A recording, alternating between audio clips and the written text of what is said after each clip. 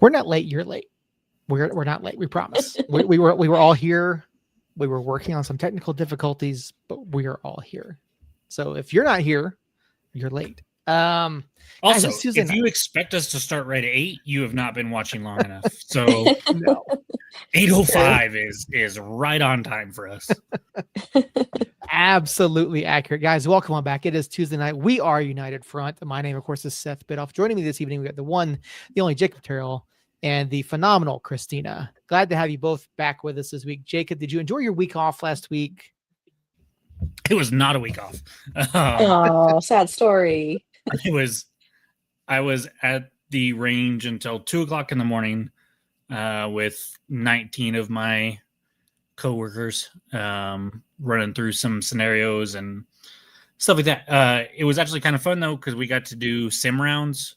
So it looks like a gun, behaves like a gun, shoots like a gun, but it shoots a little rubber bullet. And so that was our first experience with those.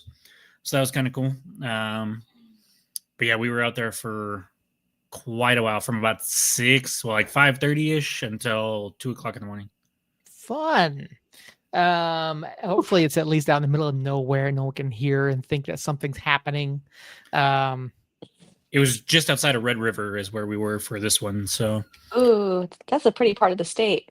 It was gorgeous. It was the best view from a range I've ever had. So it was nice. Well, no matter where you did it at, I'm sure it was quite more scenic than Balloon Fiesta was last week. People were not happy. We talked about it a little bit last week. People were not happy with Balloon Fiesta this year. And I get it. But guys, so I've missed all the Discord on this. Why? Weather? Because the weather. They did. I think they only flew like 3 days or something. It seemed like it. I mean, the opening day they didn't fly, but then it seemed like they flew most of the other days. I don't know. Maybe I'm people wrong. Kept complaining. Yeah, I only saw I think I remember 3 days that they flew. At least from my drive to work. But yeah, people were definitely not happy about it. Yeah, a lot of people. It's all TikTok, Facebook. People not happy about it. But you gotta understand, they're not gonna fly if there's a yellow flag. They're just not. And Andy's right. It did feel like a game delay. Yeah, that it did. Will they? Man, guys, we have a whole lot to get to, so I don't want to get too far into the weeds about Balloon Fiesta and all of that and everything else that's going on around the state. Keelan Ryden's retiring. We saw it coming. Yeah, but still sad story. Yeah, we've talked about the potential, about who might be back, who might not be back. Keelan Ryden's retiring. That came out on Wednesday last week. It feels like longer than that, but with the injuries, with everything else, no surprise. Jacob, your reaction to seeing the news from Keelan? Well, I couldn't have a legit reaction because I was in training when that happened. We were in the classroom when that happened. And so I saw the video, but I couldn't listen to the video. And then I saw a comment that said, "Oh no." So I kind of put it together. And like Christina said, he's getting up there. Injuries have been taking a toll. We kind of knew it was coming. Thought maybe he would have maybe one more year, but it's been a trend with these guys that, they come here, they play for a while, they start having kids, and then dad life takes over, as me and Seth know all too well from the male point of view anyways. And so it doesn't surprise me that they are, once the baby gets a little bit older and old enough to kind of be adventurous with and stuff like that, they're hanging up the boots and moving on to something else. And so can't blame them. I was sad, of course. Ryden's been one of my favorite players since he's been here. I think him and Rivas are the next two longest tenured United players after Bruce. I think they both came in. Or did Rivas come in a year later? I think he came in the same.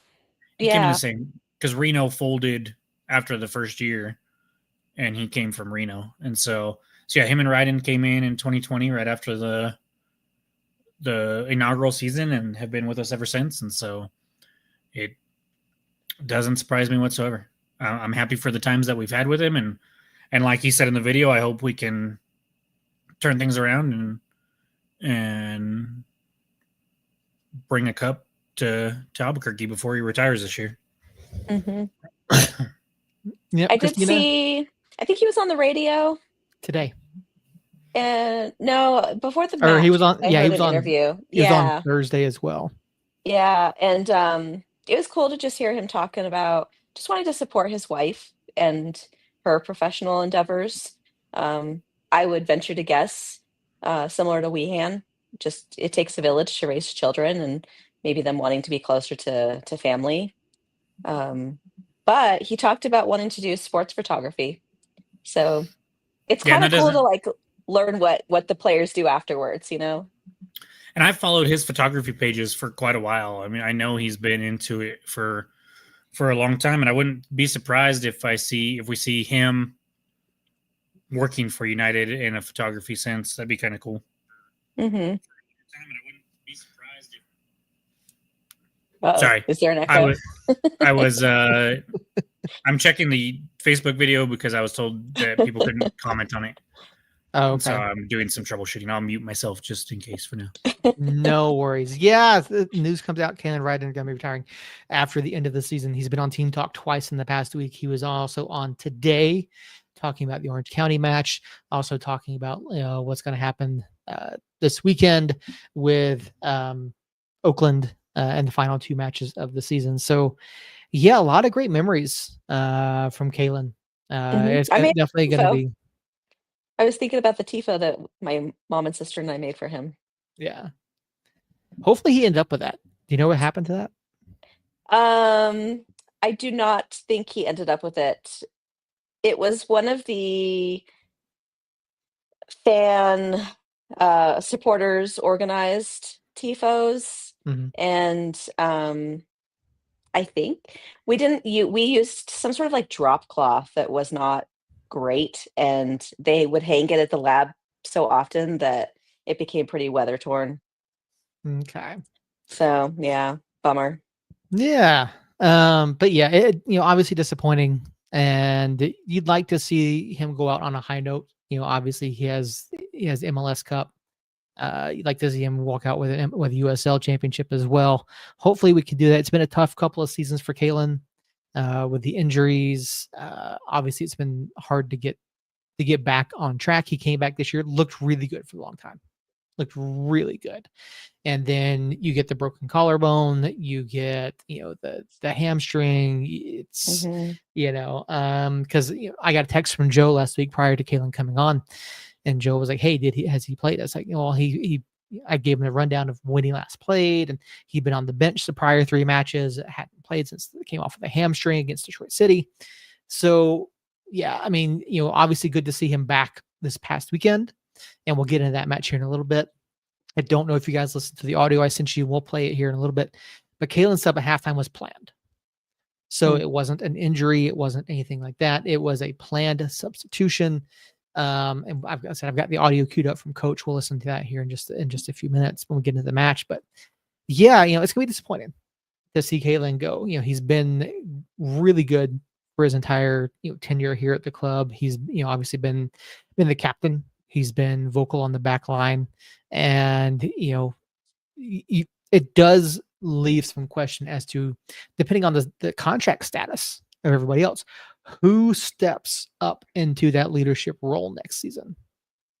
I mean, those are some pretty big shoes to fill. Any early predictions on who we might see as captain if they're with us next year?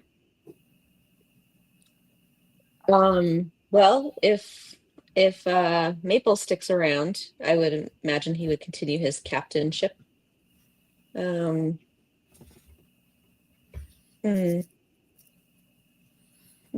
Maybe Shakes. I mean, he's always been, really positive, really supportive, just full of energy. So, That seems to be pretty good captain material. Yeah. Jacob, any thoughts on that? I'll echo Maples. I'm not sure about Shakes. Keepers are often captains, so that does make sense. I would personally like to see Seymour if he's back. Yeah. Along with Shakes or along with Maples. As far as the people that we have, I think maybe Bailey, if he comes back, would be a good shout. Because Hurst is a captain this year or one of the possible captains this year, but I think you use that as kind of a last resort with him playing up top, just by nature of the game. And so I think Bailey, Seymour, Maples. I thought about Jabang, as Justin says in the chat, could be. But I think it's Maples hands down if he's back, and then from there it'll kind of depend on who else is here. Yeah, Will's a good shout. Yeah, I think Will be good. Maples, he's obviously coming along. Oos, I don't know. I don't think Oos quite has the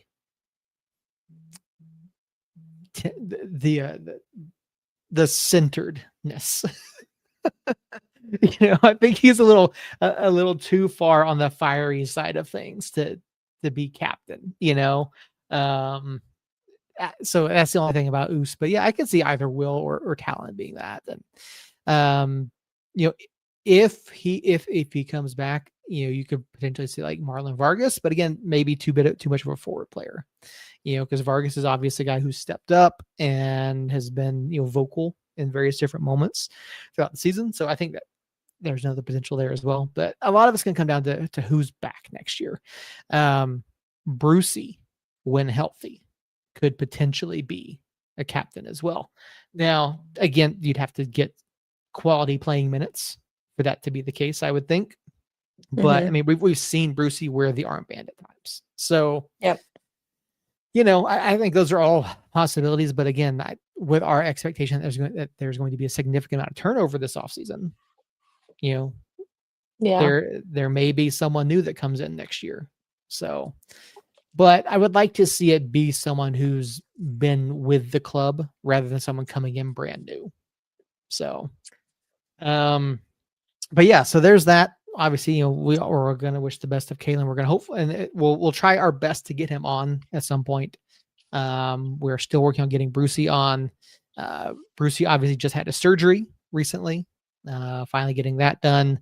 So when we have Brucey on, we'll talk to him about, the process of going through surgery and getting into rehab and a great many number of other things. Jacob's also working on another collaboration. We got a lot of great things that we're working on. Hoping to bring you guys fairly soon. Hey, I panicked for a minute. I was like, I am? What? Yeah. I remember now. You remember now. Okay, great. Perfect. Because I've seen the X notifications today. So I think there's something you're working on. I haven't been on X hardly at all the last 2-3 weeks. Shadow Wolf has noticed. So I need to be better about that. Shadow Wolf notices everything. So, which is great. It is. Yeah. No, it's phenomenal. Sometimes I go a couple of weeks without checking Blue Sky, and it's usually fun to get some mentions and call outs from Shadow Wolf. Yeah, it's Blue Sky. It's one of those weird things where Blue Sky keeps deleting my login information. I don't know why. But yeah, it's not necessarily a pain, but it's one of those things I have to go and log in again and do all that. Anyway, if you guys didn't see it, I don't know if either of you saw it. I saw it today. The USL Championship has been doing a series. I don't know if you've seen this. It's called Hometown Heroes. And it's over on YouTube. The premise behind this, and they share it on the league website, is that they're going around and trying to pick someone from each club. The idea is a player who is involved in the community service, community outreach, that type of thing. Put a spotlight on them and what they do. And in case you missed it, I'll go ahead and share my screen here. Our very own Jules Myers was was presented as the New Mexico United hometown hero last week. And there's a great little piece over on YouTube. We can certainly play it if we want, but go check it out. Jules is tremendously involved in the community and the Somos Unidos Foundation. If you don't know who Jules is, I highly Where recommend you been? where have you been? Number one. Number two, get to know her. Get to know Jules. Find out more about her. She is involved in all of the community. Every time a player goes into a school, Jules is involved in that. If you ever go do the behind the shield, Jules talks about the player participation, how the players are involved in the schools. What's one of the expectations of players when they come to New Mexico United is written to every single player contract. They have to do 10 public appearances. And there are some players like Brucey who go above and beyond. And she said that Brucey is by far the single most requested player of everybody throughout the history of the club. But yeah, so she knows that she can tell you off the top of her head just how many kids have been seen by players at the schools through that program. But go give this a watch. Find out more about Jules and just everything that she is involved in. Like Jules is such a phenomenally nice person. She is. I've gotten to know her over the past several years. Jules came to the club through the Diversity Fellowship program, and she is essentially the match day director. She coordinates everything from the flag runners to the camera shots to when the camera cuts go to different things pregame, all of that down to the second. So yeah, go check it out. Support Jules. Jules is over on, I know she's on X, Twitter. I don't know if she's on Facebook or anywhere else, but go check her out. Show her some love. Jules is absolutely amazing. And like she's just a phenomenal person. So go check that out. So I wanted to make sure we share that with everyone. Go support Jules and take a look at that. Brucey is like John Cena. He just makes wishes happen. That he does. That he does. Also of note this week, over on USLChampionship.com, Team of the Week is finally out. Greg Hurst named the Team of the Week for his 2-goal performance over the weekend. And did he have an assist also? Oh no, that was Maples. That was Talon, yeah. Okay. So yeah, congrats to Greg Hurst on getting Team of the Week. I know we were complaining a couple weeks ago. I was complaining a week ago about Chris Shakes not being in there. He should have been, but good to see Hursty get a nod here. A couple Orange County players did as well, but that is what it is. Oddly enough, about half of this week's is Western Conference, a little over half, which is odd. So, well, 4 of them came from our game. So yeah, very true. Very true. I think that's all the news. Did I miss anything? Pete, article with Peter Trevor, with Pete last week, did an interview. Jacob, we talked about it. So Peter came out and said 2029 for the stadium. I talked to Pete Saturday night and I was like, man, 2029. He goes, if I could push a button and make it happen any faster, I would. So at this point, work is being done on the site. Things are moving forward.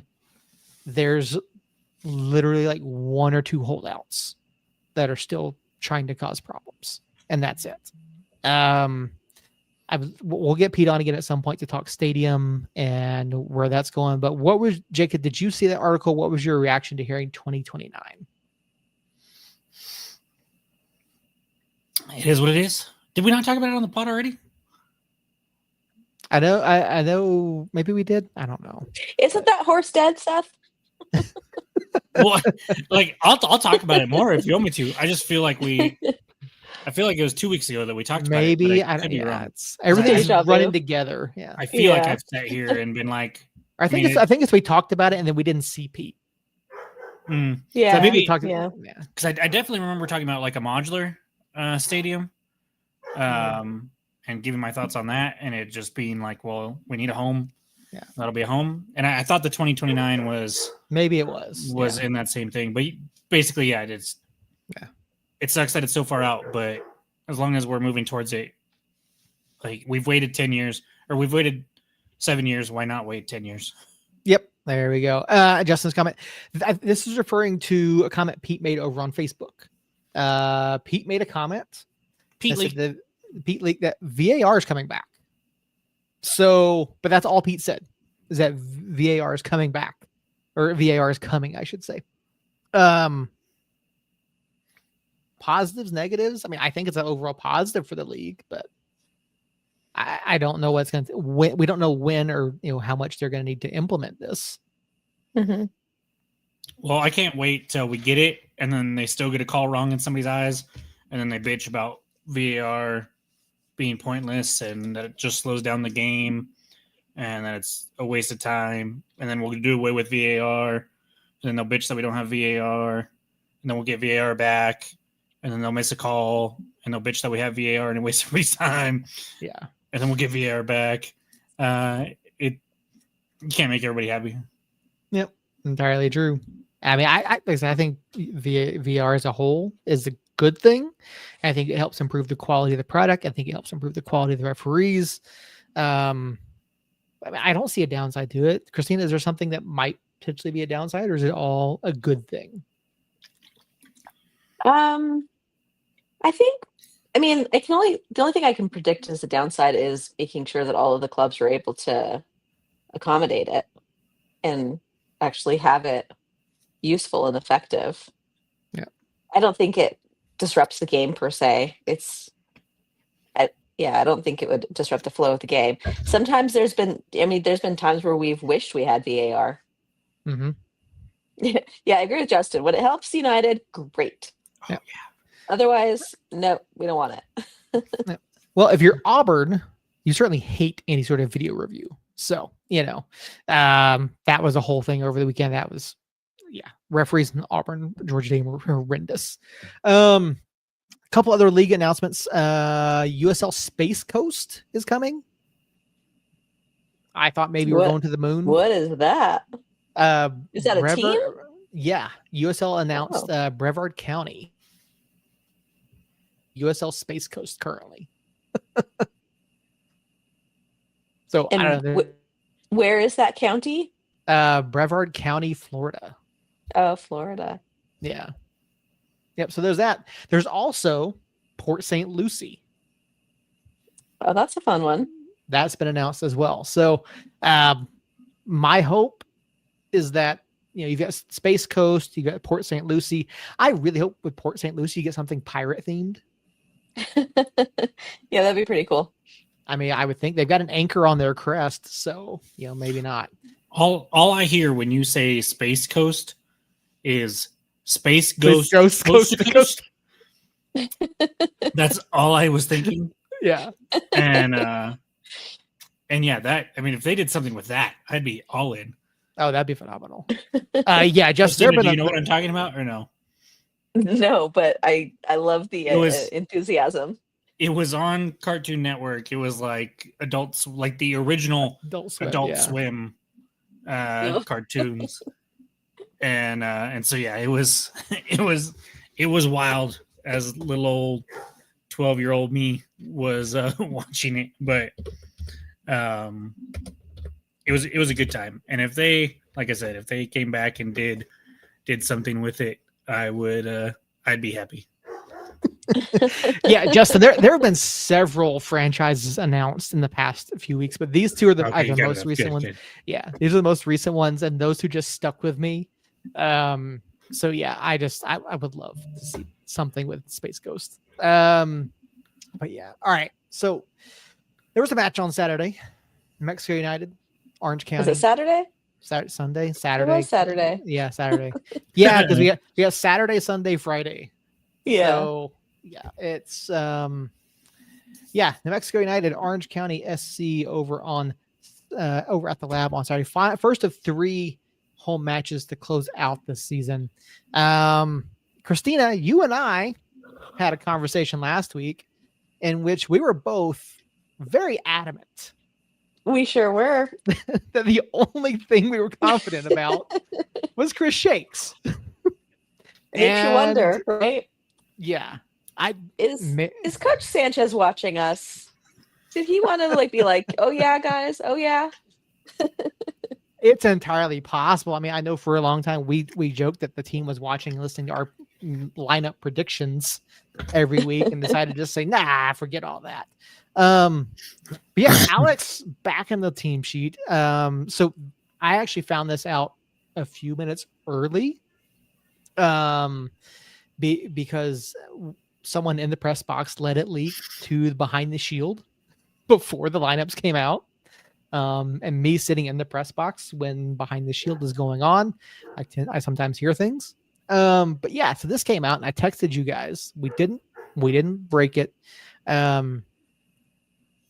Reaction to Alex getting the start on Saturday before we even dive into the match. I found myself more nervous for the clean sheet so he could get the record than caring about even the true result of the match. So when that first goal went in, I was just so sad for him. Mm-hmm.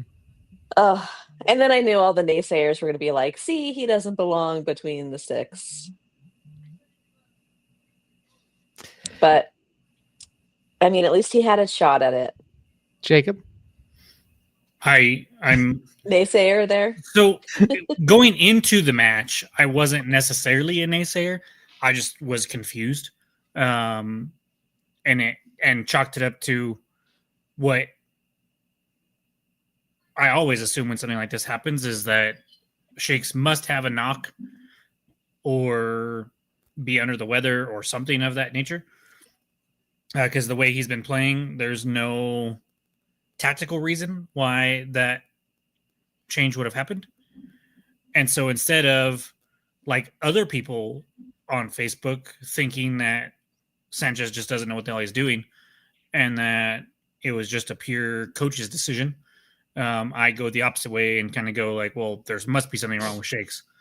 And then after the match was over, I've heard other arguments. I saw Andy Hageman had an argument. My buddy Jerry agreed with Andy. I still firmly believe that Shakes stops one of those three. The third one is the one that I look at, and I know it was like really well placed. Tambakis takes like 2 beats to react and dive for that ball. And from what we've seen of Shakes recently, I feel like he has a better chance to get a touch to it. Whether or not he stops it, I don't know. But he has a better chance than what I saw from Tambakis to get a touch to it. And then the second goal, I think he comes off to his line and gathers that ball, or at least comes out and makes himself a little bit bigger and is in a different position than Tambakis was. And I could be dead wrong, and we'll never know. That's the beauty of making these kind of predictions, is nobody can be like, well, you're wrong, because you can't prove it. But I've just been thoroughly impressed with what I've seen from Shakes pretty much all season. And then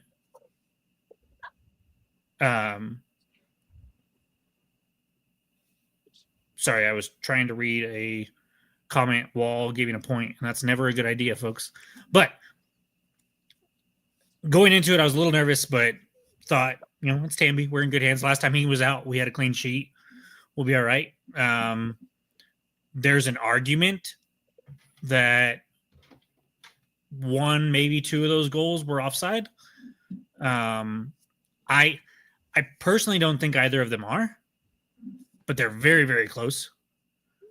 And so it's not egregious one way or another. But yeah, it's just it was unfortunate that Tambakis had that kind of showing. That's it. Yeah. From my vantage point, Traeger's second goal looked offside, and we'll see it here in just a minute. But I actually had a chance to talk to Coach this week after the match. And so why don't we hear what he had to say following the match against Orange County? Hi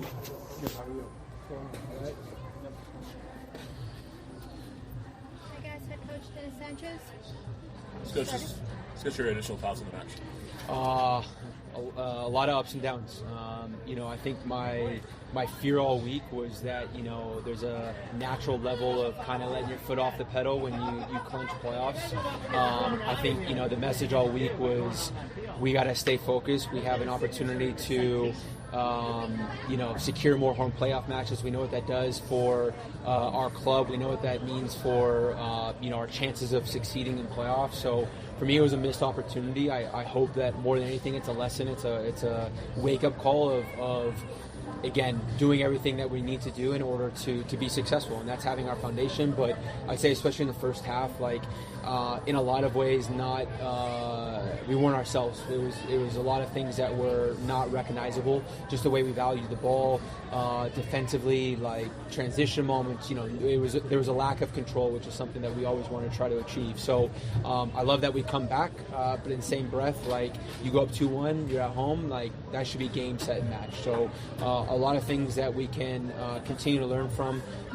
We know that this is a difficult league. We know that Orange County, Oakland, Rhode Island are all fighting for playoff spots, for contracts for next year, whatever it may be, and we have to respect that. And it's important that we finish strong and continue to build momentum moving into the season.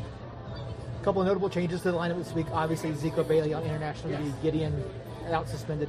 Alex Timbach is back in the lineup tonight. Talk about that decision and his performance tonight. Yeah, I think obviously a level of rotation centrally because we had to. I think with you saw that we missed both of them tonight. To be fair, we talk a lot about relationships and connections, and there were some disconnects on the field tonight. But at the end of the day, we have a roster of guys that we fully believe in. I think as a staff, we talked about it this week. Of course, you want to win every time you step on the field and build momentum. But at the same point, it's important that we keep the entire team in rhythm heading into playoffs, because the reality is anything can change in football at any given point. So specifically with Tambi tonight, again, I think that he's a guy that's been so professional throughout the year.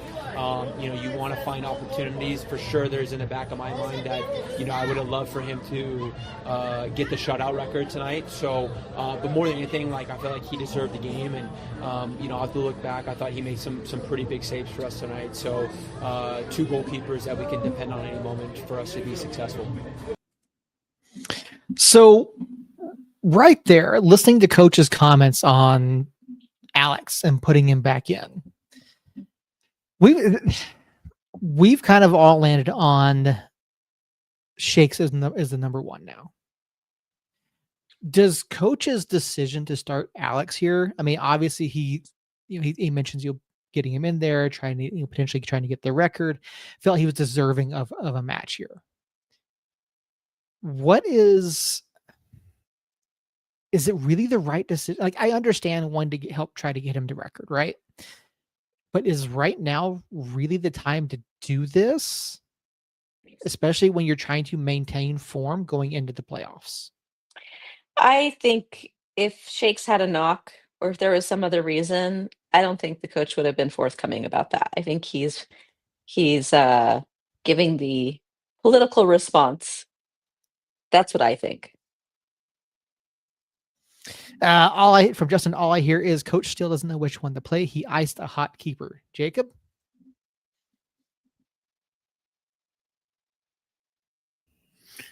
I would agree with Christina, honestly. That seemed like a PC answer.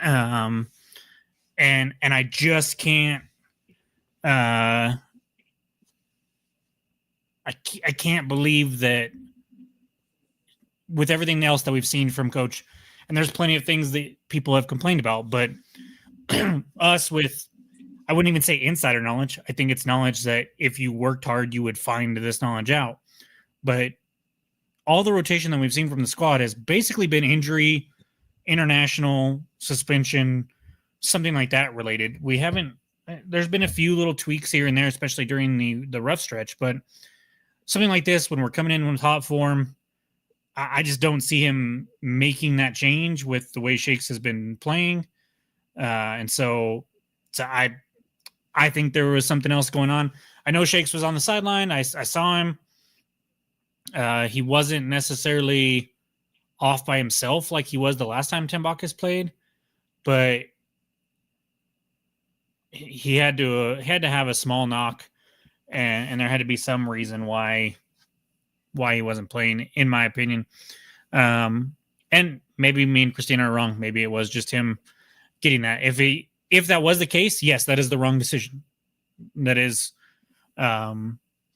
he just talks about how we have a chance to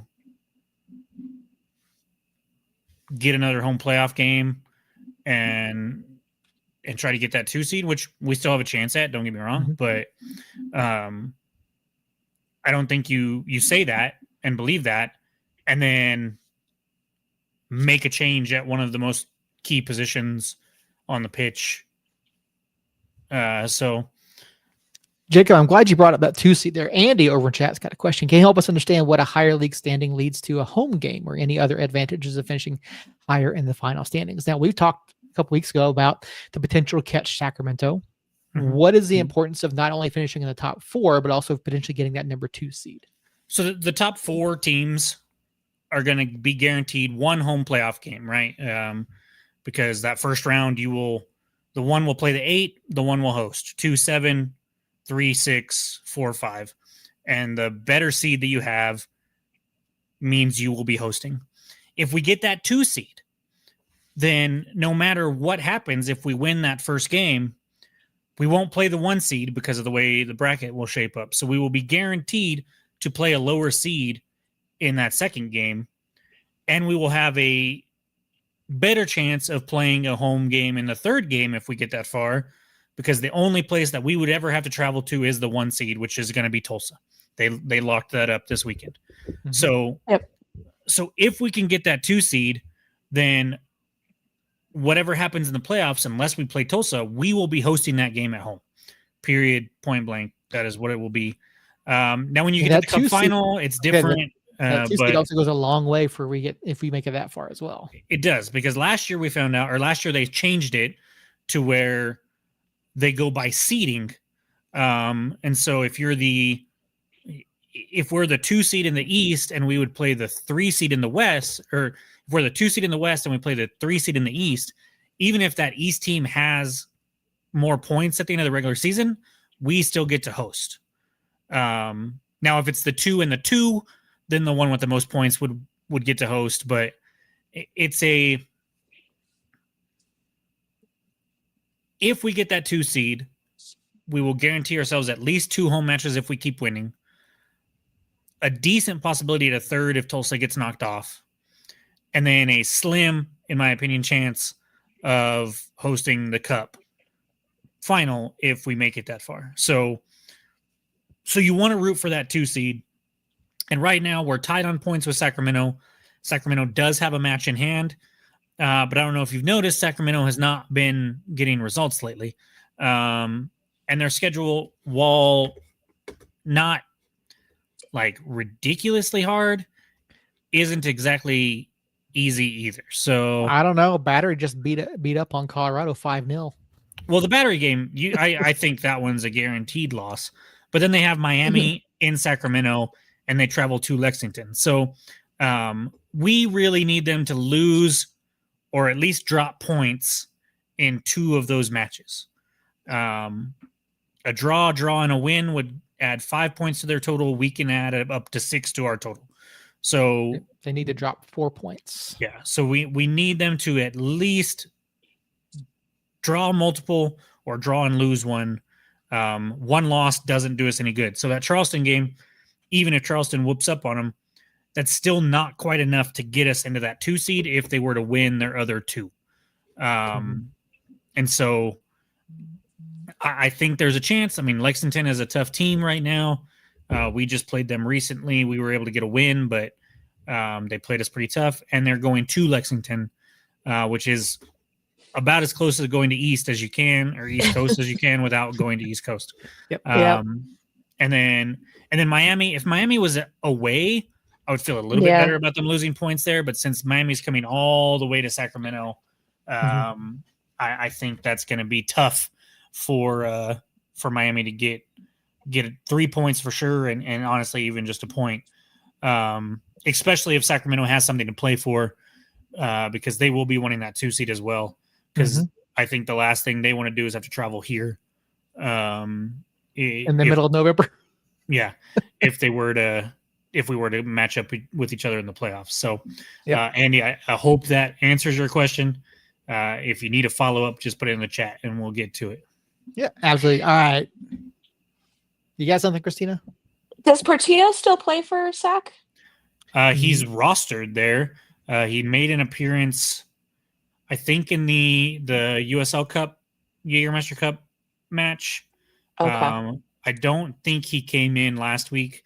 I don't think he's got a whole lot of minutes for him this year, but he is still on the roster and has played some at least for them. Yeah. So, all right, over the question. Mama Christina had a comment here. It wasn't all Alex, in my opinion. Some poor passes helped Orange County get some opportunities, and you see that right here for the first goal. Kalen Ryden makes a decent defensive play.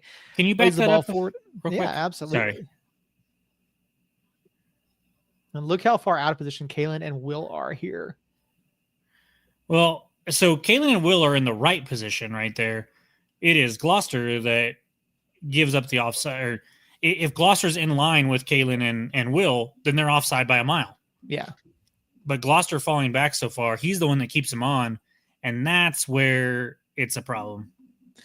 Yeah, I think looking at it here from this point here, you've got Kalen far up. Kalen is up, but he falls back and he looks to Seymour and he gets in line with Seymour. Seymour's all the way over here. Or not. This is Maples. Sorry, Maples. Yeah. That's my bad. So Maples and Ryden are in good position. Seymour is supposed to be pushing up. That's the style that we play. Mm-hmm. This goal was on Gloucester, point blank. It's just the pass and the ball. Bad giveaway. It bouncing around. It's a problem. Bad giveaway. You've got him unmarked. And then I feel like there's something on like that. I'll have to go back and look. I don't feel like that was just Kalen dribbling it up and then passing it to nobody. I thought it was more of a bounce, and then they took off. That was a good play by Kalen to intercept the pass. It was just the ball back forward. Yes. Yeah. So Kalen intercepts the ball here. Okay. And then we weren't back far. Yeah. And then Jabang misses the ball there. Yeah. Yeah. And so, but anyways, if Gloucester doesn't run for no real reason and stays in line with the rest of the back line, Traeger's offside by a mile. We're not even having this conversation. The goal doesn't count. Mm-hmm. There's always things that lead up to that, but in that moment, it is Gloucester right there for sure. And Seymour is caught way upfield, but that's because we had possession, and when we have possession, that's what Seymour does. He crashed. Whoa. Uh-oh. We just lost. We lost Seth too. That's weird. Oh, there he is. Well, maybe. Don't know how. Anyways, so yeah, there were, and I'm not even going to give that one to Tambakis. That's one of those 50-50s.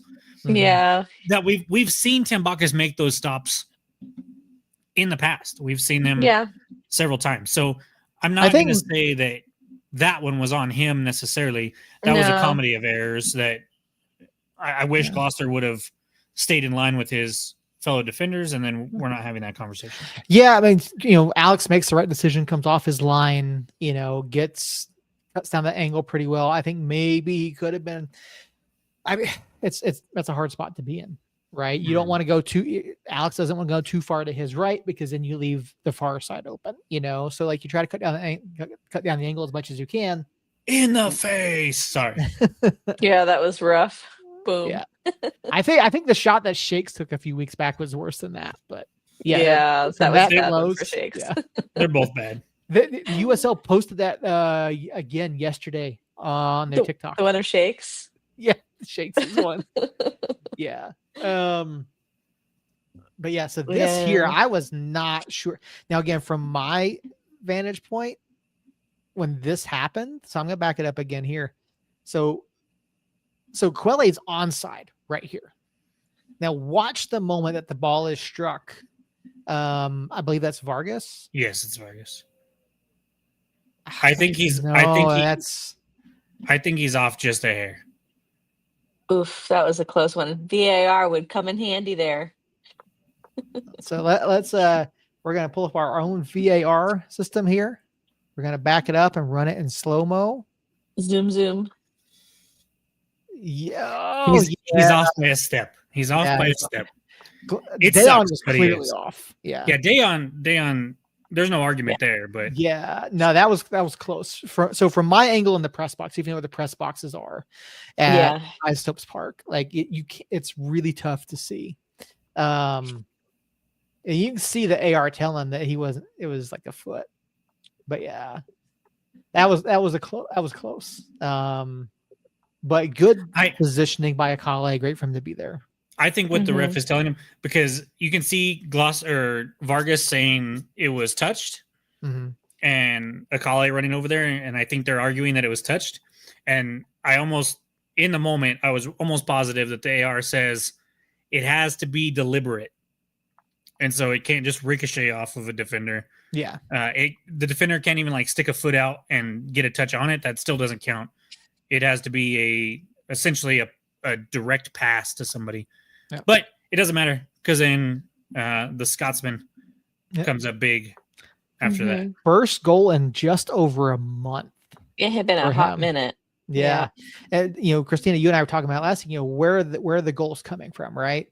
Like, if your forwards aren't scoring, where are they coming from? You can't continually rely on Talon Maples from the penalty mark. So, but this here, Will Seymour gets wide, great ball in, and Hurst, he just one times it. Phenomenal shot here, great positioning, and like they gave him acres of space. He got over the ball, he was composed, everything you want to see. Yeah, it's phenomenal. And then here, two minutes later, you get another goal, and this is another great ball. Harris, man, yeah, beautiful. Yeah, I wasn't sure if Marlon got a touch there, but no, phenomenal. Yeah, that was a fun 2 minutes. Yeah. But yeah, I was smiling a lot at that point. My smiles kind of puttered out after a little bit, though. Yeah, well, actually, and so Greg Hurst, we got to talk to him after the match as well. And here is Hurst talking about getting back on the score sheet. Greg Hurst.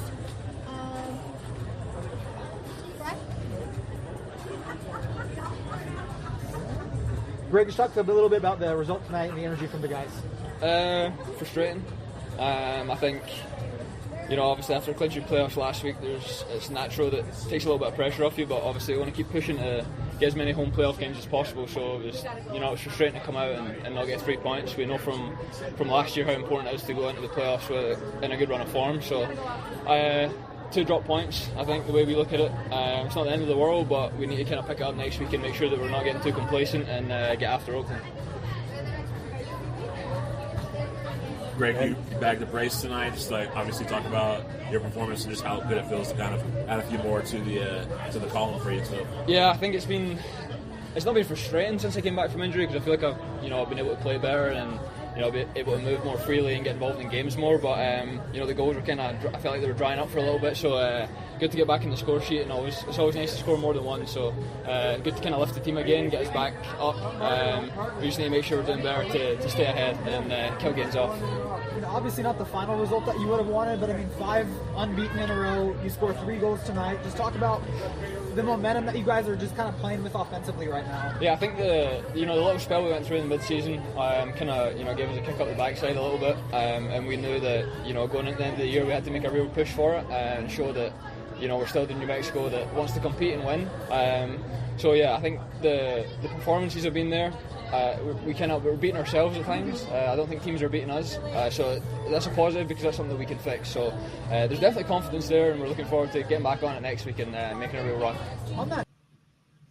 So there you hear Greg Hurst talking about it's them beating themselves, and I don't think any of us three can disagree with that. It's a lot of mental mistakes. It's a lot of errors. It's not being as confident in the moment as they should be. And I think the way that they've turned it around here in these past 5 weeks Christina, you and I talked about last week, we for a while, we were all, you were tapping the panic button, people were getting to that point. Obviously we've seen the social media stuff. Where are we at now? Jacob, we didn't get to talk to you last week. Where are you at now? I mean, I think the last loss that we had before this, I was definitely concerned. Hello, Eric. But I mean, we were saying it. The Hartford match comes to mind where it was essentially Usman Jabang mistakes that cost us that match. And then the next match against Tulsa, it was Gideon Zalam mistakes that pretty much cost us that match. And so we've been saying it for a while that I don't think we ever quite worded it as we're beating ourselves, but it was just like one or two mistakes in a game that were just backbreaking. And if we could clean those up, then we definitely felt like we were in all of those matches and probably get better results out of most of them. And we were dealt with injuries. Like we were dealing with injuries all year. Yeah. And we're still dealing with injuries. Yeah. But at least we're getting people back. Mm-hmm. Yeah. Yeah. And Justin's, I think once Ryden came back, that momentum shifted again. Like losing him for that chunk of time really hit the squad hard. I think that the big turnaround happened though when it was a all players meeting. It seemed like the squad just sort of meshed again and maybe found their why again. They just seemed to be more cohesive. Yeah, I think Keller had a piece in that too. Bringing in some fresh blood. We desperately needed help at the back.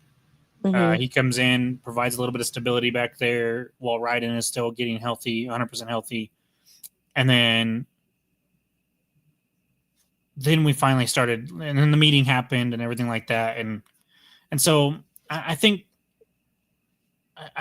we're definitely still trending in the right direction. This match, we're missing a couple midfielders. Shakes is out for whatever reason, whether it was coach's decision or not. And the complacency of, hey, we're in. It seems like, we'd have to basically lose the next two games and have some people win out in order to not have a home playoff game whatsoever. And so I do think that it was kind of complacency for sure. So if you asked me last week when I wasn't here, I'm like, we're fine. We're fantastic. Like this is, I still think we have a pretty good chance of the 2 seed. And so if all of this happens throughout this whole year and then we end up getting the 2 seed and we can host 2 playoff games at least, I'm not going to hold what happens in the playoffs against anybody necessarily, because we've seen what can happen in these knockout games. You have to be like miles better than everybody else, but you can even ask Lou City how that turns out. Yeah. Because Lou City has been miles ahead of everybody else and does not have year a cup. After year. Yeah, and does not have a cup, I think, at all to show for it since we've joined the league. I don't remember them because 2020 was the one that got canceled with it was Tampa Bay and Phoenix.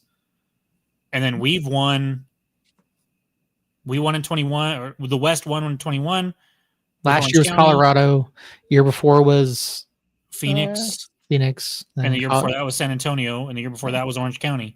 And so they have been the gold standard of the league and don't have a USL Cup to call their own in that time frame.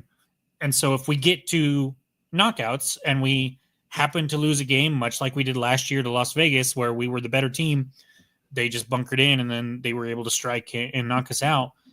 I'm not going to say that I'm happy with an about extra it. player on the pitch.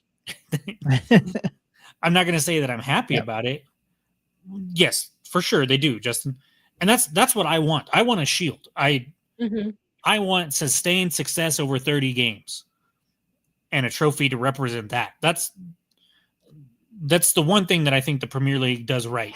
I mean, they do a lot of things right, but I will say that is something that really sticks out to me. And so if we can fight back from all the adversity that we had this year, get a 2 seed, and then no matter what we do in the playoffs, as long as we're not one and done, I don't want to be one and done. I want one win at least. Yeah.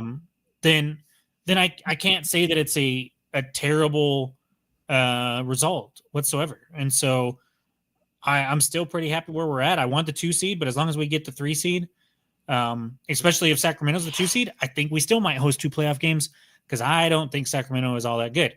So just because we're the 3 doesn't necessarily mean we will only be hosting once.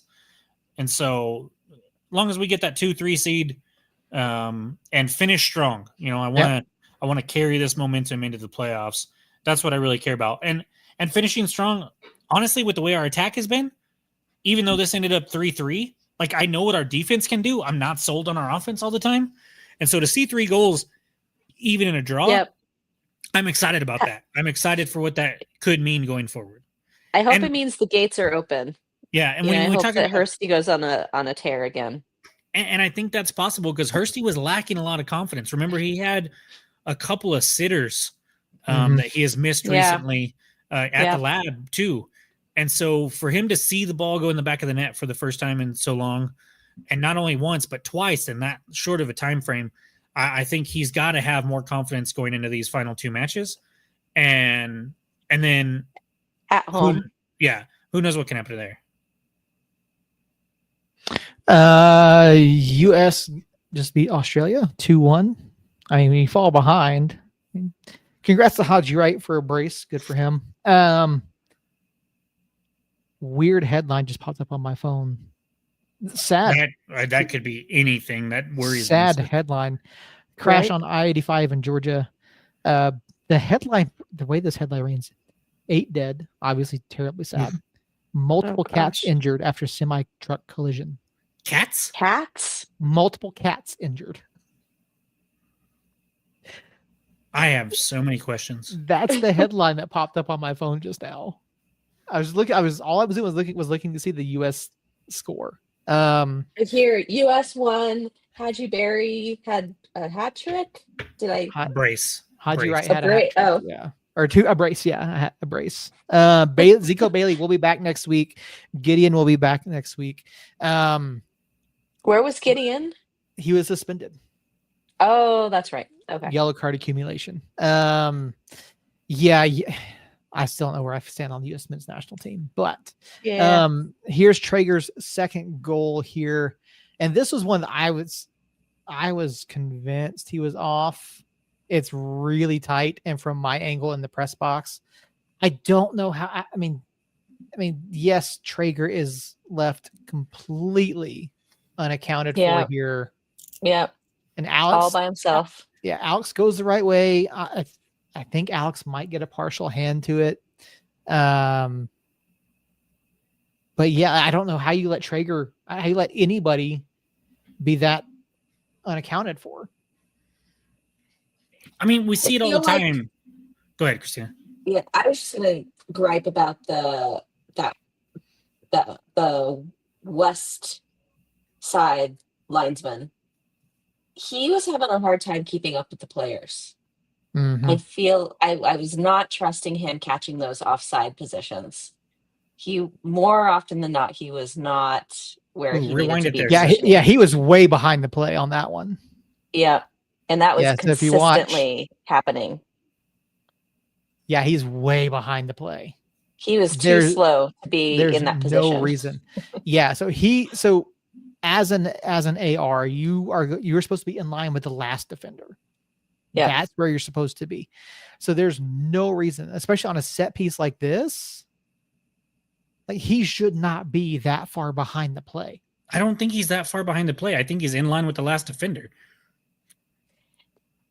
From the camera angle, I don't know. From where I'm sitting, from my seats, my vantage point, he was consistently all game behind. Yeah, he was off. Like he was playing catch up. I'll give you that. That could be. That replay doesn't tell me anything. That replay right there says that he is not where he's supposed to be. When it's shooting down the line. No, when it's shooting down the line and catching Traeger. That camera set up. We know that camera. We've seen that camera. It's like 3 yards off the goal line. Our defenders are about 9 yards off the goal line. And so it makes sense that he's not in frame when that happens. But either way, it's such a close call that it is what, like, yeah. It's not egregious in my opinion. I don't know. I'm not going to get upset by it.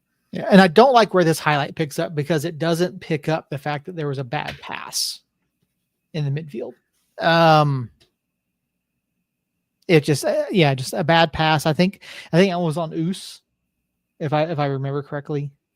But yeah, just where that highlight picks up. Yeah, just a bad spot. And I think Jacob, it was you that said that Chris might have had a shot at this one. Chris is actually shorter than Alex. That's fine. So I'm not counting on height right here. I'm counting on reflexes, because what it looks like to me is, if you go back to that view there, like I see the shot coming right here, and he's caught flat-footed.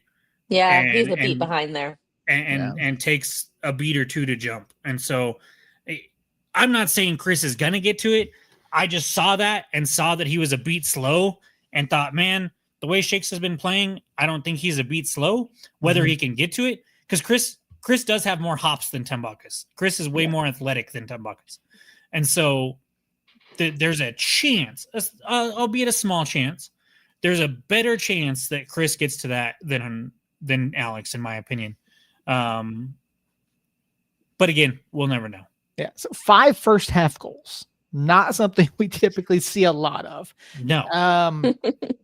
I was at this point, I was telling Christina earlier, I said, my process is I take notes on key moments and I start writing at halftime. I didn't get caught up by the time halftime was done with everything that had happened. And so I was all prepared for that to continue in the second half with the way things played. But the second half, again, completely different than the first. And here, flick by Tal Naples, header by Kip Keller, first professional goal for Kip Keller. Really? Yes. Wow. First professional goal. Super sub at halftime. Yes. I mentioned it earlier. So this, because we asked Coach about this was a planned substitution. It was not Keller on variety. It was planned. In Coach's words, he wanted to work on, make sure guys were sharp and ready for the postseason. So that was a planned thing. Carlos Mogel coming on, he said that one was more tactical of those two subs. But I mean, Keller is quickly becoming one of my favorite people in the world. We've talked to him multiple times after matches. That seems excessive, but okay. Like, the world's a lot of people, my friend. It is. Part of the reason for that, and I'll share the audio here with you here in just a second, is because of how he answers. Now, we're used to how the players used to answer with David, right? Always, some sort of guard up. Keller doesn't have that. So let me play this for you here. Yeah. Thanks. You're welcome. You want to hold it? No, I'm tired. Well, how'd it feel to finally see one go in for yourself? Yeah, it was nice. To be honest with you, I do a lot of, this is kind of weird, but I do like visualization and meditation and stuff like that. And I did some meditation work and visualization before this, and I pictured it and saw it, and I was like, all right, this is going to go. I don't know who it went off of, but it's going to bounce right to me. And it happened, and then I did a little gritty and stuff, so that felt good. But to be honest with you, I thought we came out flat. I thought we had a couple good goals after that, and then we let them back in it. So I think we just need to get together. We still didn't lose. I think that's 5 unbeaten. So, yeah, we just got to keep this momentum going and improve. I mean, you kind of just touched on it, but I mean, you guys go down 3-2 going into halftime, and then how important was it to kind of start that second half and get that goal like you just had? Yeah, it was good. I mean, service was there. put a ball into a dangerous area, and I was happy I was in the right spot at the right time. So. Obviously, surrendering 3 first-half goals, not ideal. What changes did you guys make at halftime to keep Orange County up? Yeah, I think it was just small errors, to be honest with you. I think it was, lapses in focus and concentration and energy. I think that was the biggest part, in my opinion, and what was, I think the difference. I wanted to come in and try my best to bring that energy and get the guys going and try to get us back in it. So when I know the nature of the substitutions was just because of, trying to save guys for playoffs and all that stuff, but when you have that many substitutions throughout a match, is it kind of hard to get in like a flow and a rhythm just with guys coming in and out? Yeah, I think some guys will say different, but I think maybe when I was younger, it would take a little bit for me to get in the game, but I'm always ready to go. I love it. So, yeah. Anyone else forget? Amazing. Good. Thank you. So yeah, I love the way that he answers questions. He's very straightforward compared to what we heard in the past. So like I really like the way that he answers questions. And I don't think he's wrong. I think they did come out a bit flat in that first half. And he's just I can't fault his thought process there. But I do like the way they adjusted in the second half, and you saw the saves there as the highlight package was playing. Alex certainly looked better in the second half. The back four looked better. I certainly didn't expect it to end 3-3, but defensively, I felt that was a very good half of football. Yep. It was an improvement for sure.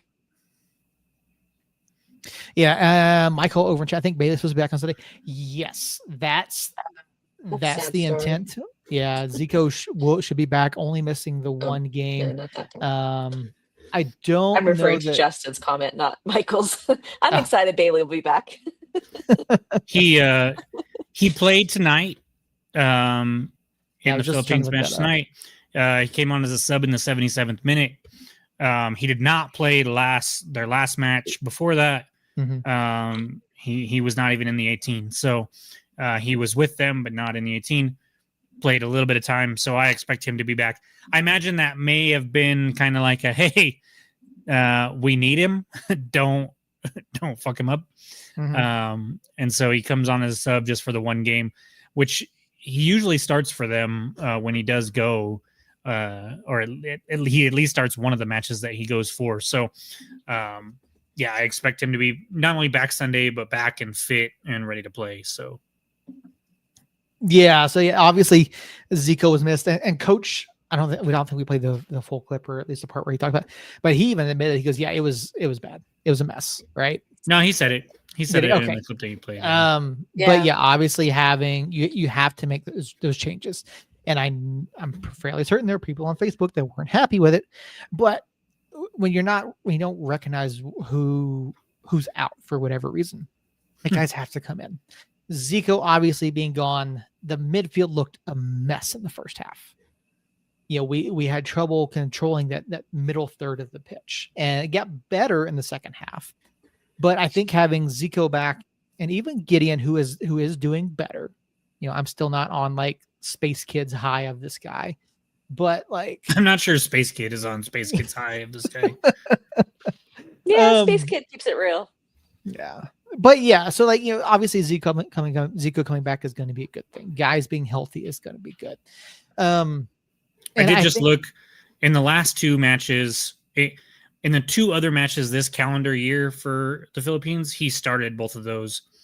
And so the fact that he did not start or play in the third game and then just came on as a sub today makes me think that it may have been like hey, if you can get a result without using him, please do so. Yeah. They did win both of their matches. So that is part of the reason why maybe they thought this particular opponent they could spare not using him. So, because we desperately need him, that's for sure. That we do. But yeah, glad to see Zika, the Philippine national team doing well, getting their results. But yeah, so obviously a lot of grit, a lot of fight in the match over the weekend. Good, always good to see that. Glad to see the guys come from behind twice to get a positive result. And again, 5 matches unbeaten. Obviously right now on a really good run of form. You've got 2 more matches coming up. You've got Oakland on Sunday. Orange County still below the playoff line. Oakland's coming in. They still have a chance thanks to battery. Slim.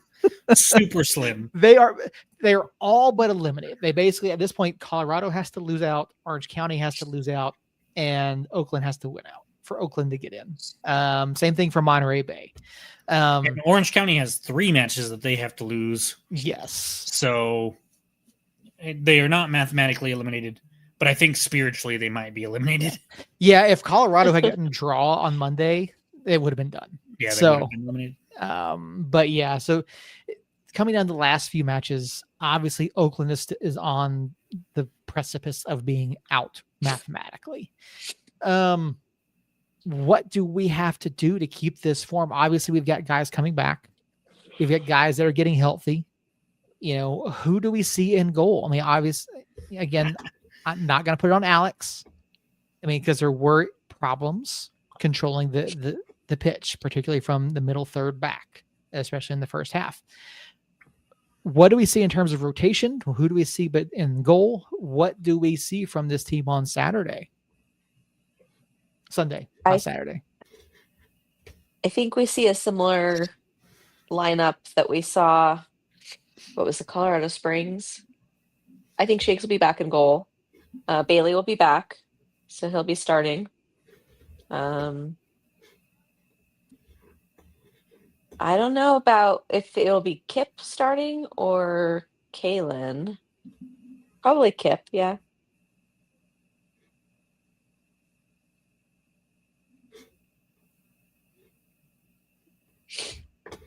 Yeah, I think, I don't know. I think Shakes will be in there because I think at this point, despite some of those goals not being completely on Alex, I just think it's been clear that the team, not even just Shakes' performance as an individual in a vacuum, but the team just seems to respond to Shakes better.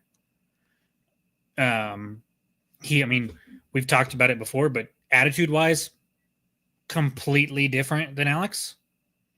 Alex is very intense and grumpy at sometimes, and Shakes is joyful and upbeat, and even if he screws up, or even if somebody screws up in front of him, he's very positive and is like, "Hey, we'll get the next one. Don't worry." And I think that we've seen the team respond better to that. And so I think it'll be Shakes from here on out, unless there's an injury or sickness that we're not knowing or not aware of still. If it's me, Shakes, Seymour, Hurst, and Harris are locks, and probably Maples. And then it's real tough because my head says Keller, but my heart says Ryden. Yeah, especially the announcement, him going out on retirement.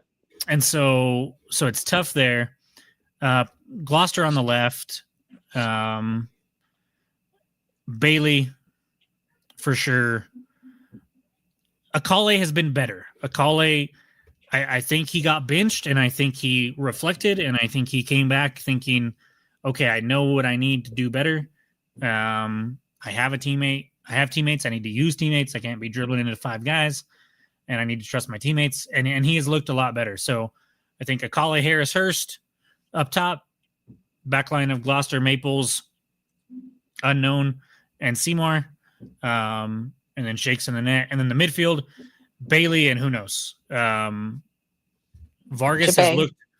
Yeah, Jabang is who I would like to see. In a perfect world, I'm seeing Bailey, I'm seeing Jabang, and I'm seeing Vargas or Noel. Yep. Noel, yeah. But I think Vargas. I like seeing Vargas sub on. I feel like he performs better when he subs on. To answer Jane's question, what about Lindsay?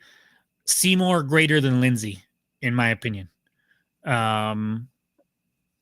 Seymour has just been like the heart and soul of this team this year. He's been the most consistent as far as playing minutes wise, and when he's out there, he's just the most consistent as far as just being solid. He's never going to jump off the page at you, but he's like Roy Kent, man. He's here, he's there, he's every fucking where. And so he doesn't let up on the pressure. No, he doesn't. And he is a step slower than Lindsay. You would think, because he's quite a bit older than Lindsay. But Lindsay hasn't impressed me with any speed. He doesn't seem like he's going to win any foot races right now. So Lindsay has been better as of late. There was a time there where I thought he was struggling, but Seymour, especially where he created that goal for yes Miguel. Yeah. And so he's been better. It's him or Seymour at this point at that position because we have our full allotment of center backs right now with Keller, Maples, and Ryden.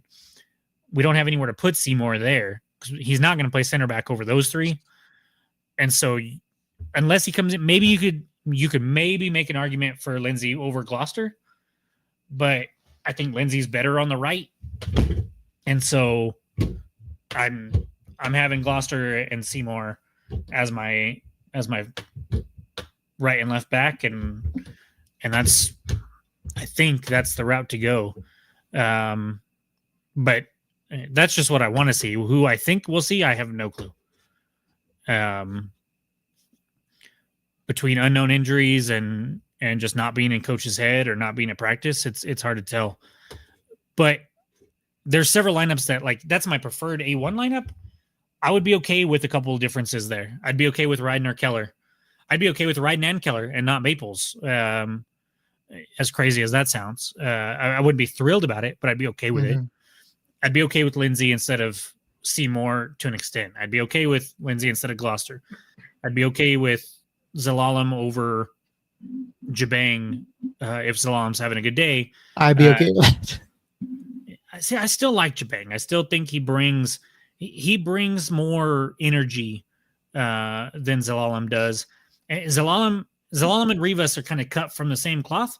They love to pass it back, right? I think they're at their best when they have room and they take it forward. But too often I see them have a chance to advance the ball and they turn around and play a back pass.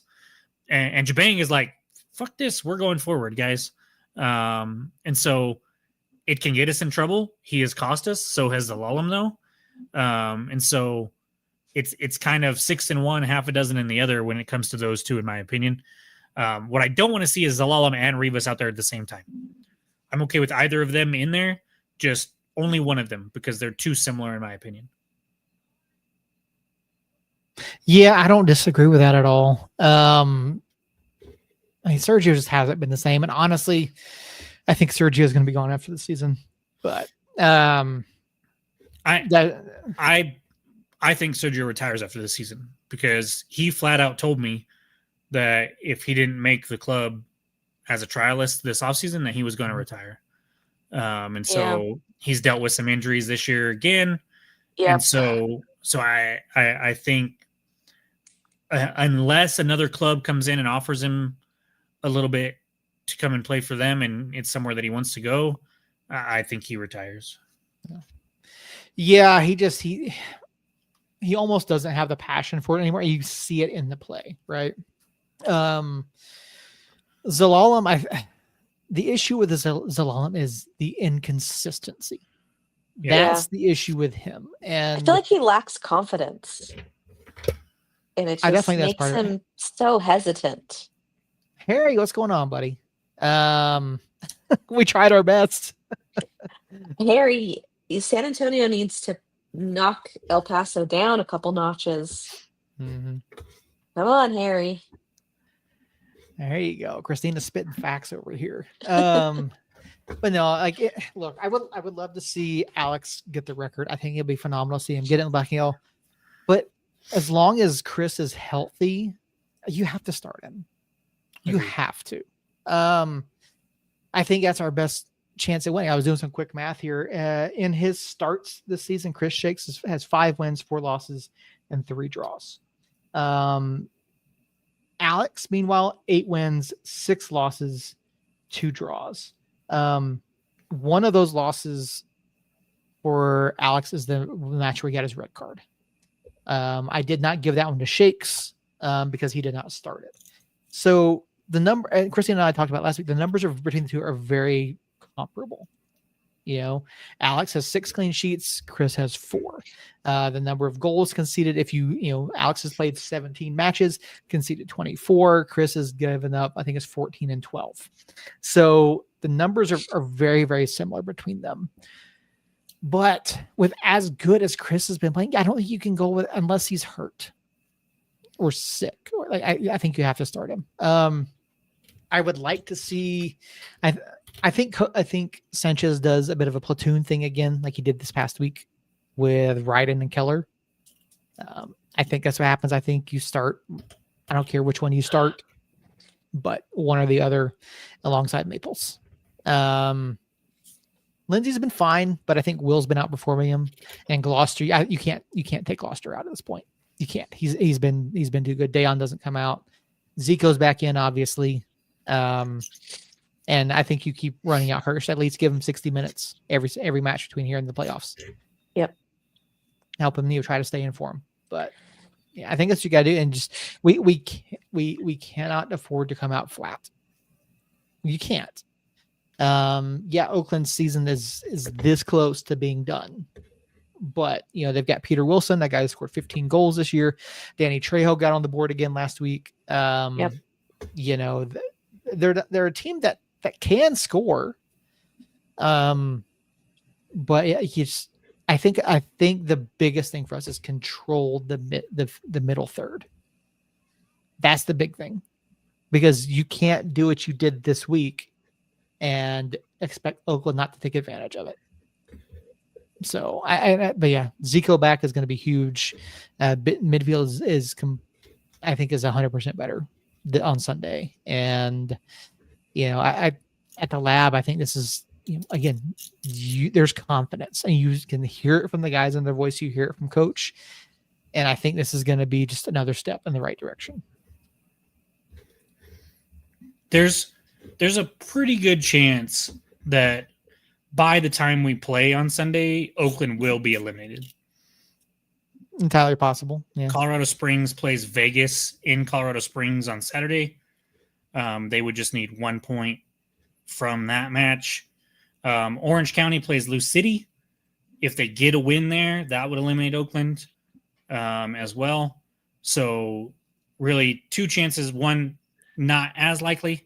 And one, I think Colorado Springs getting a point at home against Vegas is definitely more likely of the two and fairly likely, I would say. So I think there's a 70% chance that Oakland is mathematically eliminated by the time this match takes place.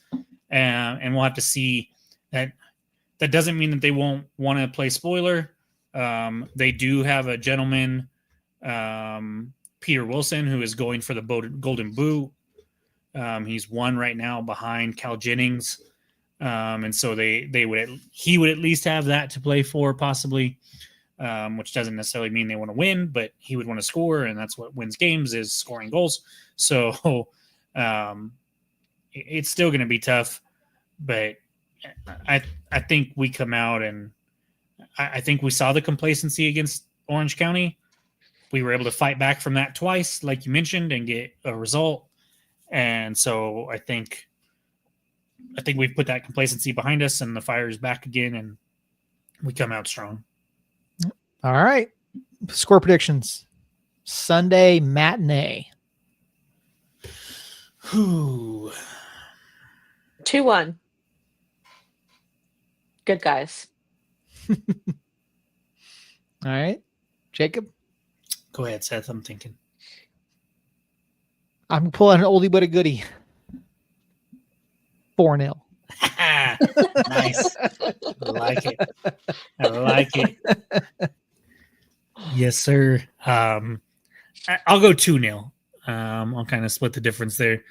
I will say that even if Alex is in goal, I still think it'll be 2-0. I think everybody will be a little bit tighter, a little bit crisper. And part of me is not wondering if it was kind of not necessarily a last minute, but a day of type thing where he says Alex is starting. Because they just didn't seem to be on the same page at multiple times throughout the night, not just the goals. And so I wonder if that was the case. So one of two things is going to happen. Hurst or Shakes is going to be back and healthy and we'll be back to business as usual. Or Tambakis will be running with the ones and getting that chemistry built back up all throughout the week. And then we'll see a better showing against Oakland. It is going to be tough. Justin says an Oakland team with nothing to lose is scary. Yeah. Especially when you look at Wilson. I would agree with that, but also like, are we really like Oakland with nothing to lose versus earlier in the season Oakland where they could still make the playoffs? I don't necessarily think they're scarier than they would be at any other time during the season since they've had Wilson. So we'll have to see. But I also agree with him about running Hurst with Among. I would love to see that. We saw it a little bit before Harris was like fully fit. I just don't know if you're going to do that. Do you do it would almost have to be a lineup or a formation change, because unless you have Hurst as the 10 and Among up top, which could be, but I don't know. It's interesting. I want to see that. Yep. They don't care what happens, but wouldn't they have cared about winning before this? Like, I understand the argument. It's just kind of strange. I think he's saying if Vegas is going to steal another team from Oakland. There's already a team in Vegas. No, even more so. They're going to steal a team from Oakland to replace the one that's in Vegas. And to Harry's note about we couldn't help by winning at OC, Harry, if you're still worried about Orange County, bro, you have 3 matches left, and you're 5 points ahead of Orange County. If you're not confident that you'll make the playoffs, then I can't help you personally, my friend. So there is a very real chance that by the end of this weekend, all but one playoff spot will be known. The only one that because no one really plays each other. El Paso has Tulsa, Colorado and Orange County don't play each other this weekend. Detroit City, Rhode Island could potentially lock up their spot this weekend with a win. So you may see all but one spot claimed by the end of this weekend. So it could be very, very fun. And we may have a very anticlimactic decision day next weekend. But one thing that is not in doubt is that you've got a handful of teams in both conferences already that are well on their way and look close to basically in playoff form. Right now, we're the most informed club in the West. Obviously, you've got Lou City, Battery, and Rhode Island all in very good form in the East. The big question mark I have right now about the East, and I know they just secured their playoff spot, but one last topic for tonight. Pittsburgh Riverhounds announced they were putting Bob Lilly on administrative leave indefinitely this week. We don't know. Someone tried to get USL Show to comment, and USL Show said they just had rumors and they would not report on rumors, which we do the same thing. We don't report on rumors because we don't have fact, right? I would at least say what the rumors are. I would just clarify that they're rumors, but that's just me. Yeah. So USL Show went out and said they will not report anything that is purely rumor. But they had heard things. There were other comments I'd seen about Lily having interactions with individuals earlier in the season. Could this be the end of Lily Ball, both in Pittsburgh and for good? Yep. Yep. Okay. it's for sure in Pittsburgh, I would say. They've been disappointing the last couple of years, and whatever is going on there, we don't. I haven't even heard rumors, so I have no idea what's going on there. Yeah, same. And so it definitely seems like it's done and dusted there. But Well, and the statement from the club is like there will be no further information. at Like this that time. feels very Yeah. final. Well, I think they said at this time. So we might know at some point. I think we'll know something at some point, but they definitely seem like they're cutting him loose. Now, he could get another job somewhere. I mean, he has a relatively good reputation until whatever's going on here. And so a team like Vegas, that's desperate for an identity, I could see maybe making a play for him. But I think it's for sure done in Pittsburgh, and as far as USL is concerned, we'll have to see what happens there. But very weird situation. My curiosity is killing me, wanting to know what's going on. But there's plenty of things that, and like Justin says, with the club refusing to say anything, highly unlikely it's health. I disagree 100%. I think it very well could be health. Well, if you're putting him on administrative leave, I mean, that sounds more like there's some sort of investigation or an internal issue. I think if you're going to take a leave because of health reasons, they would say something like he stepped away from the club. He's stepping away from the club for for Yeah. health reasons. Yeah. Coach Prime did that. Other coaches, Popovich did that. So I think if it's a health related thing, that's what it is. Yeah. So that's very well could be the language that you see. So it has to be. And wishing them like well, or like a speedy recovery, or like there's usually some sort of positive. Justin brings up the Hartford match. There was something that happened during the Hartford Pittsburgh match. Allegations of slurs. But that got cleared up, and supposedly people took polygraphs, but polygraphs. Jeez. Yeah. One of the guys voluntarily took a polygraph, and it was a whole thing. But I mean, honestly, polygraphs aren't even admissible in a court of law anymore, or they're not reliable, I should say. So I don't think that they came up with a clear 100% everyone's on board with the resolution. I don't think it has to do with that. I just probably not, but yeah. But time will tell. Yep, exactly. And so, weird situation. I'm not gonna worry too much about it at the moment. We've got bigger fish to fry here in New Mexico. So, but definitely something that we needed to bring up and worth talking about, because he has been a staple in this league before we joined 7 years ago. And I think he's got to be the longest tenured head coach in the USL Championship. Oh yeah, by a mile. And so him leaving Pittsburgh is going to be weird, because he's been there for 10 years, probably 2018. Yep. So yeah, just a little strange. And before that, he was with Rochester from 2009 to 2011, and then 14 through 17. So yeah, he's been around the league for a while. But anyway, all right, guys, we've been through everything last week. This week, all of our all the news and notes. We've got our predictions for this weekend. Any closing thoughts? Looking forward to more goals and more points. Hopefully more butts and seats. Yeah, I will say crowd wasn't terrible. Not terrible, but kind of quiet. Ticket sales were good, but again, last weekend of Balloon Fiesta, again, announced attendances, ticket sales. So I get it. I think, what did we say, it was 89? Yeah. I thought it was 84, but could be wrong. But yeah, anything less than 9.5 is unacceptable. Yeah, 3 o'clock kick on a Sunday, you should see at least 9, I would think. Is it 3 or 4? I thought it was 4. I think it's 3. Oh, that screws with my plans. It is 3. Okay. Yeah.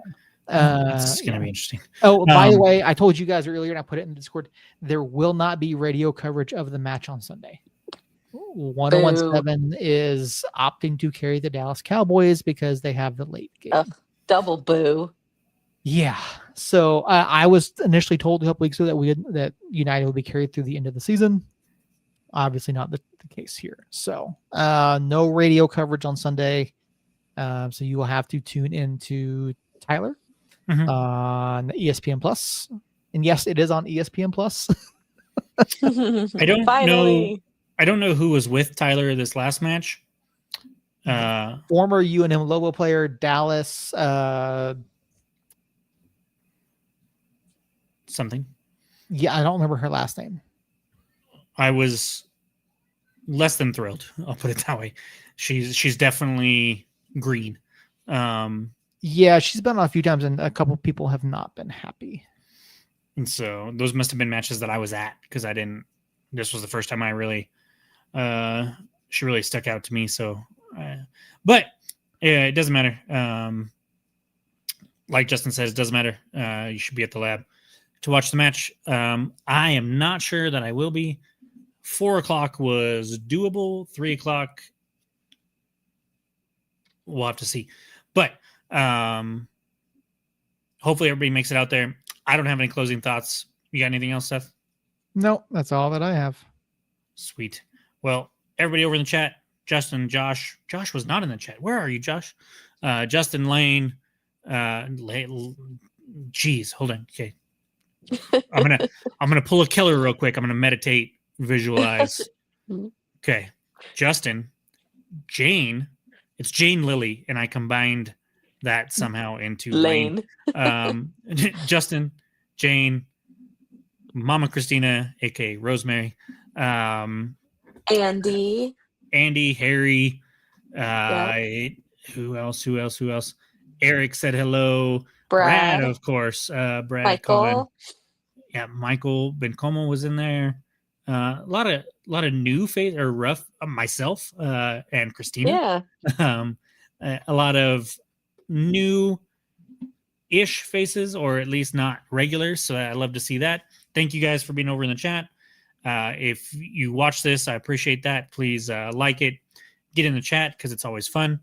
If you're listening to this at a later date on the podcast player of your choice, please rate and review us there, and go over to YouTube and subscribe to us over there so you don't miss anything coming from us on Tuesday nights. We'll be back next Tuesday, same time, same places, hopefully talking about 3 points. If we're lucky, we're talking about how we are in second place instead of first place. That would be nice. And then we'll see what happens after that. But we might have a guest next week. Wait, no, what's next week? The 21st? We will have a guest next week, I do believe. So stay tuned for that. We'll announce it. I'll try to be able to announce it beforehand.